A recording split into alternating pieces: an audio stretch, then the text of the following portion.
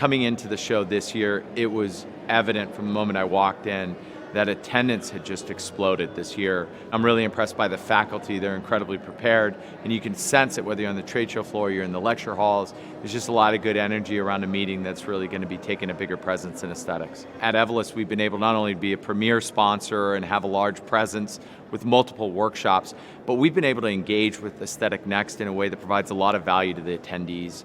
We have a number of sessions that are focused on digital innovation and how practices can benefit from new patients entering their office. And with our digital platform and the Aesthetic Record digital platform, that's enabled us to create value for attendees that frankly we haven't been able to capitalize on in other ways with other meetings. So it's been very exciting in that way. Aesthetic Next is really open-minded and progressive in the way they think, and I look forward to watching what we can do in 2023.